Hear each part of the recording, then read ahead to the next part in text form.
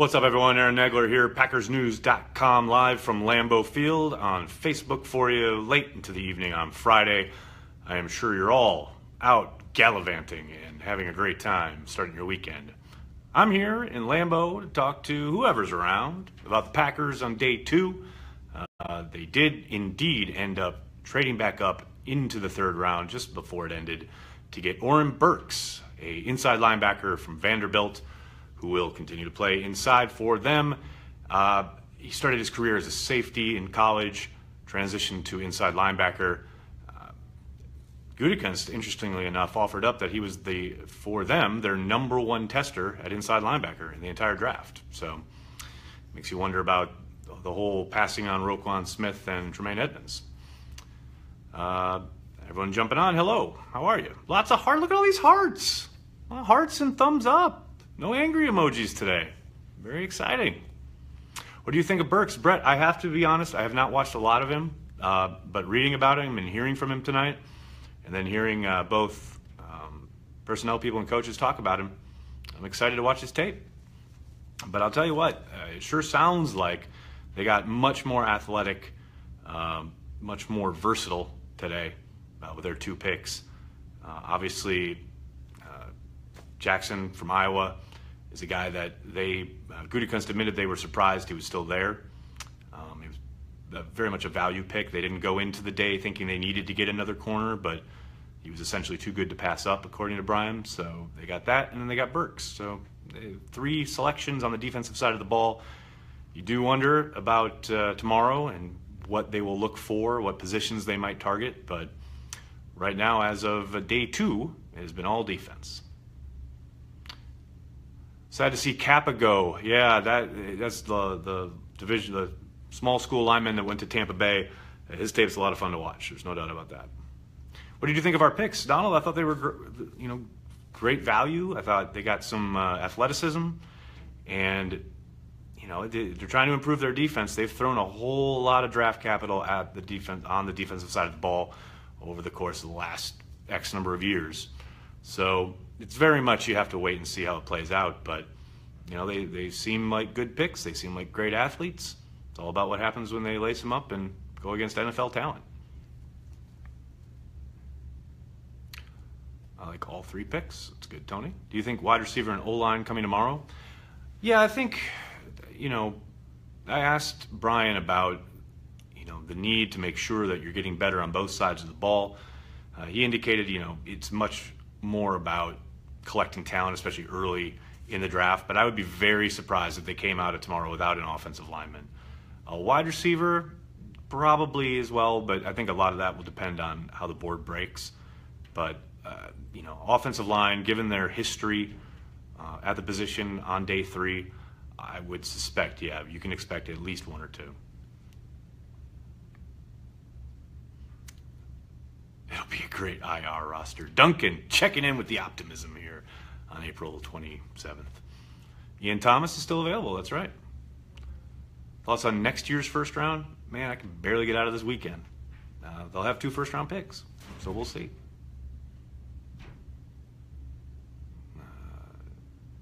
Love the draft. The slick down 4 spots, adding a first next year, and Alexander Jackson and a cover linebacker. Absolutely. Aren't we getting another quarterback? We'll see, Mary. They did trade for Deshaun Kaiser earlier in the offseason, and you got to suspect they'll have a battle royale in training camp. I would highly suspect Kaiser will beat Hundley out, but there's every possibility they could add a quarterback tomorrow at some point. You're watching the draft from Japan. Hello, Steven. Do you think we have a chance at Shaq Griffin tomorrow? Absolutely. I mean, that's a guy who's going to help you right away on special teams. There's no doubt about that. I would suspect he goes in round 4. We'll see. Well, I have no idea how NFL GMs feel about him. For those of you who don't know, he's the young prospect who had his hand amputated when he was very young. But he did play at a high level in college, very productive against elite competition. So I tend to think there's a place for him in the NFL. Will it be in Green Bay? We'll have to wait and see. If Sutton was there, he would have been our wide receiver, but he wasn't, so we don't. I mean, who's to say? We have no way of knowing. I do enjoy all the definitive statements on draft weekend. And that's not to pick on that last comment, but the great thing about the draft is that no one knows. We all have opinions, and we all have things we think, and we look and have ideas about what may or may not occur and how things may play out, but nobody has a clue. The people getting paid all this money to make these decisions, they have no clue. They have a much more informed opinion, but nobody knows how it's going to play out. Please draft St. Brown. Yeah, that's a wide receiver that I think could intrigue them.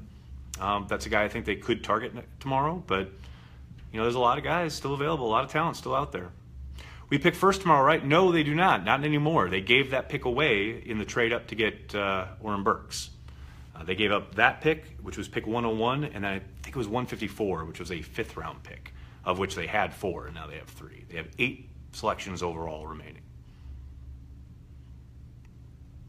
When is the parrot coming? I think we missed it. Wasn't that supposed to be today? Wasn't it the 3rd rounder? I think the Bucks may have traded it away. I don't know. I never saw the bird. I never saw the parrot. Kevin, Des Bryant, I tell you what, if they come out of tomorrow without a wide receiver, the chances get better. That's all I'm saying. Josh Jackson beats Tremont to be the starter? I would very much doubt it. I think he'll battle, and I think Kevin King, and Tremont and Devon House will all compete in camp, but I don't see Tremont getting beat up by Josh Jackson on the perimeter. Do we trade up again? It's a possibility, seeing as they have 8 selections, although, it's going to take finding a dance partner that wants to move down on day 3. It's not impossible, but I tend to think they're going to make most of those selections. Maybe they'll trade once or twice, but out of the 8 picks, I think most of those will be executed.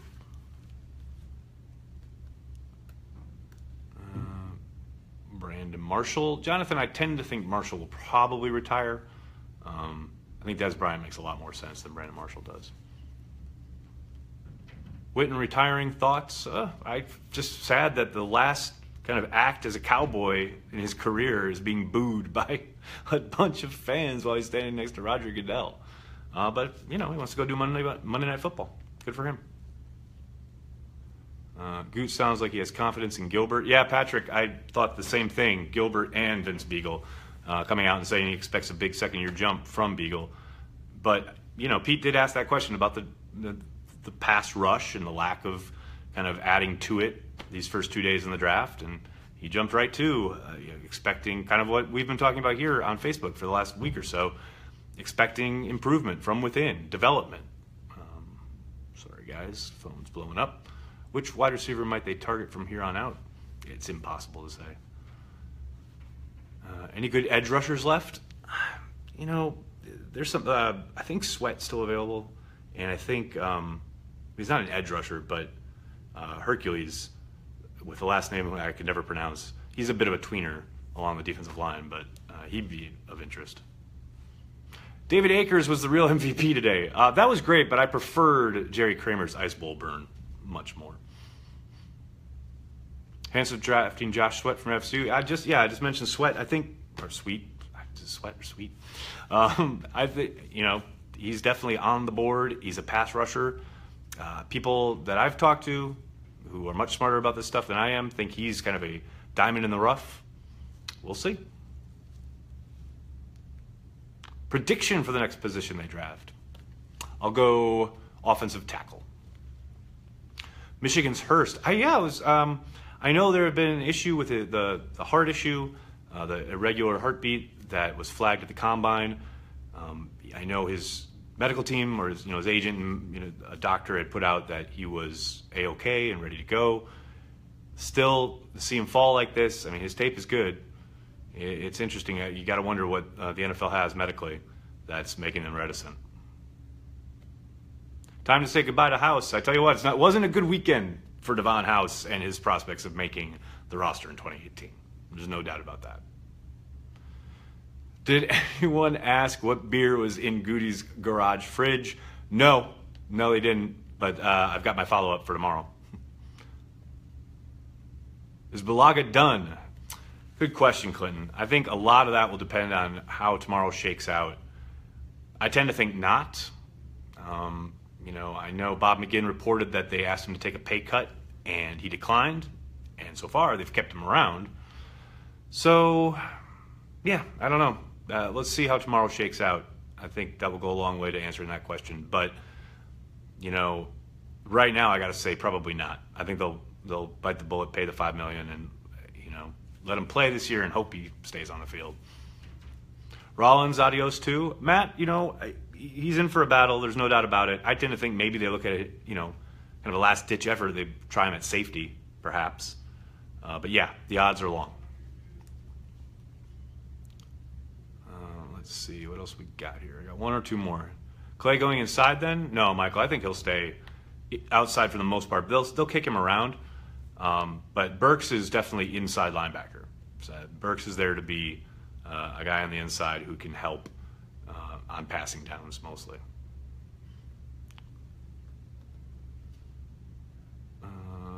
Gonna go chug back a few old Milwaukees with Uncle Ted. I like it. Wouldn't they take O-line earlier if Balaga's not coming back? Not necessarily, Christopher. I mean, they found Bakhtiari on day 3. And I'm not saying they're sitting there going, oh, we're definitely going to find a guy on day 3. But clearly the value that they found in their board to the first 3 picks was on the defensive side of the ball.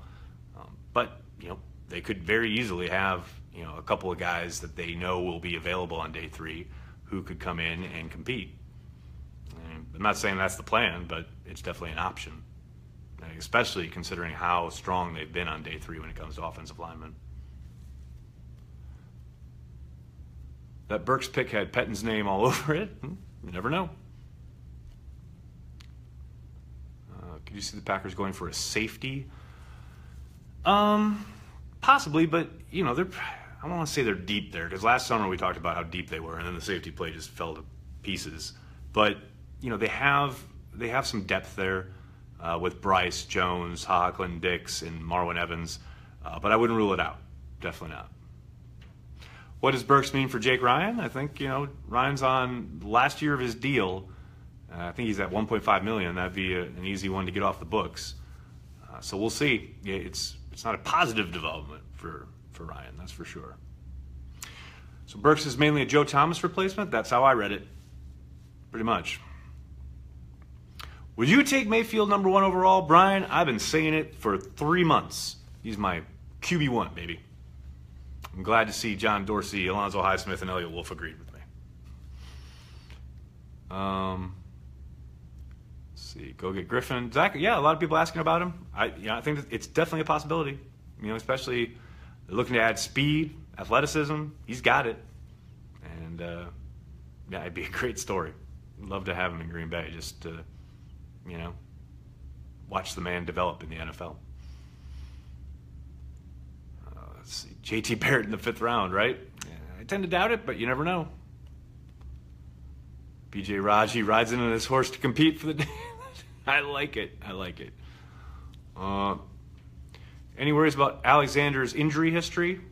I don't think, not any more than most guys who've been nicked in college. I mean, it's funny watching people pine for Derwin James, and Derwin James had a worse knee problem than Alexander did. So, they play football. Hardly anybody is whole. But one of the things that Gutekunst mentioned yesterday when they were talking about Alexander is how he played at a pretty high level last year while fighting through a lot of injuries. And that was one of the things that attracted them to him. This idea that you get in the NFL, you got to play through stuff. And Alexander definitely demonstrated that ability. All right, everybody, I'm going to have to jump. I got a lot more to do tonight, but thanks so much for all the questions. I'm sorry I couldn't get to yours. They do fly by very fast, especially during the draft. But I'll be back tomorrow a couple times probably throughout the day. I probably won't go live after every pick if they do 8 picks, but I'll go live as often as I can. In the meantime, make sure you're checking PackersNews.com for all the latest. We'll have everything about the moves today, what's going up tomorrow, anything related to the draft and the Packers. You can find it at PackersNews.com. Check it out. Thanks a lot, everyone. I'm going to go hit that beer fridge.